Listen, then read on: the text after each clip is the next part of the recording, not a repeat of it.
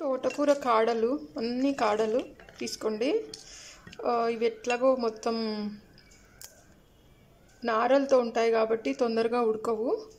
కాబట్టి ఈ చాలామంది పారేస్తూ ఉంటారు. అలా పారేయకుండా ఈ కాడలన్నీ పక్కన పెట్టేసుకొని 2 ఎండుమిర్చి, ఒక 3 టమాటోస్, అంటే కాడల క్వాంటిటీని బట్టి మీరు టమాటోస్ యాడ్ చేసుకోండి. కావాలనుకుంటే కొంచెం 3-4 రెబ్బలు ఆకుకూర కూడా యాడ్ చేసుకోవచ్చు.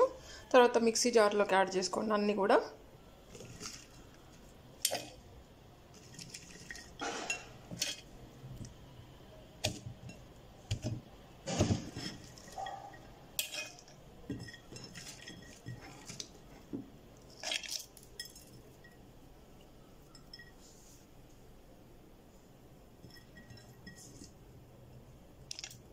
యాడ్ చేసుకొని కొంచెం వాటర్ యాడ్ చేసుకొని బ్లెండ్ చేయండి.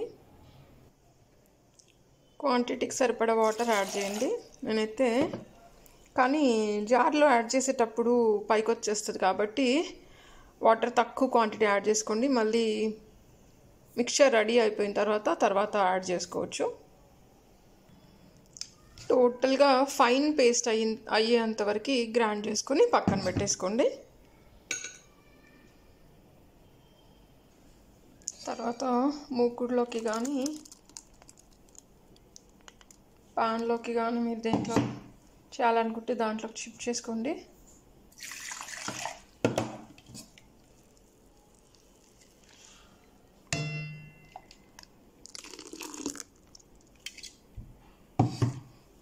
డిపెండ్స్, మీరు క్వాంటిటీకి తగ్గట్టు వాటర్ యాడ్ చేసుకోండి. స్టవ్ ఆన్ చేసుకొని చక్కగా స్టవ్ మీద బాయిల్ అవ్వనివ్వండి. ఒక 10 minutes ఆర్ 5 minutes. ఆకుకూర ఎంతసేపు ఉడుకుతుందో చెప్పండి. దానికి ఆడలైనా సరే తొందరగా ఉడికిపోతాయి కాబట్టి ఒక 5 minutes ఆర్ 10 minutes చాయిస్ మీదే.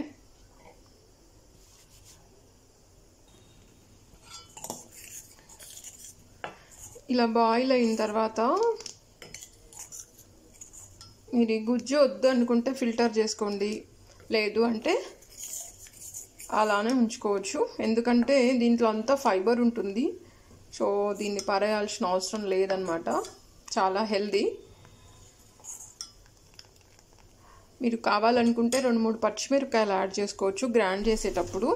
నా దగ్గర అందుబాటులో ఇప్పుడు పచ్చిమిరపకాయలు లేవు కాబట్టి నేను ఎండుమిర్చి వేసాను.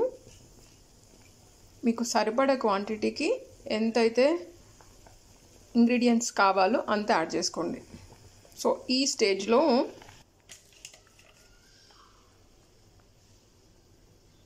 కొంచెం పసుపు వేసుకోండి.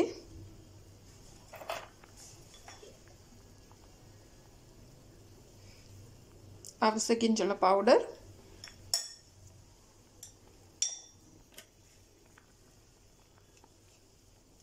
కొంచెం కారం, కొంచెం అంటే మీ ఇష్టం అండి.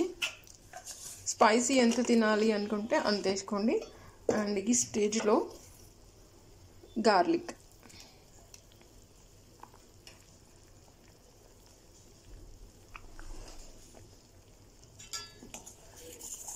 ఇంగ్రీడియంట్స్ వేసిన తర్వాత ఒక 5 minutes కానీ 3 minutes కానీ మళ్ళీ ఇంకొకసారి బాయిల్ అవ్వనివ్వండి. మీకు గార్లిక్ పచ్చివాసన అయినా ఓకే అనుకుంటే 2 to 3 minutes ఓకే. పచ్చివాసన వద్దు అని అనుకుంటే మాత్రం ఒక 5 minutes, more than 5 minutes boil చేసుకోండి. కానీ అలా పచ్చిగా తింటేనే హెల్దీ అండి. బట్ పచ్చిగా ఎవరికి తినాలనిపించదు కదా.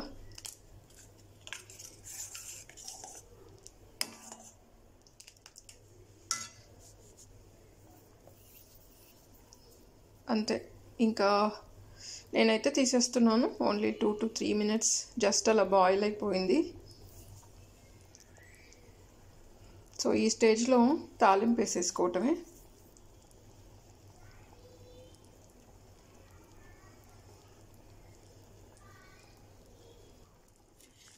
నేను సాల్ట్ వేయడం మర్చిపోయాను.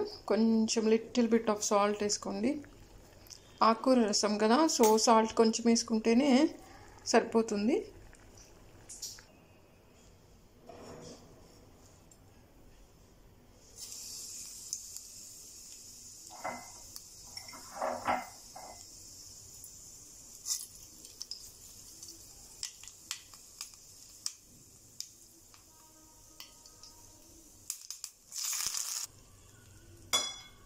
సో చక్కగా తాలింపు వేసేసుకోండి. నేనైతే వాము ఎక్కువ వాడతాను కాబట్టి వాము ఆవాలు వేసాను. ఇష్టం నచ్చితే మీరు వాము వేసుకోవచ్చు, లేకపోతే జీలకర్ర ఆవాలు వేసుకోండి. కానీ టేస్ట్ చాలా బాగుంటుంది, ట్రై చేయండి.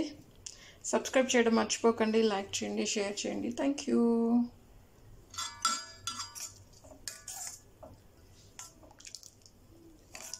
కానీ ఒక విషయం మళ్ళీ చెప్తున్నానండి, ఫిల్టర్ చేయకండి. ఫిల్టర్ చేస్తే దీంట్లో ఉన్న విటమిన్స్ అన్నీ పోతాయి. Thank you. యమ్మీ యమ్మీ తోటకూర రసం రెడీ. వేడి వేడి అన్నంలోకి సర్వ్ చేసుకొని తినేసేయండి. Thank you.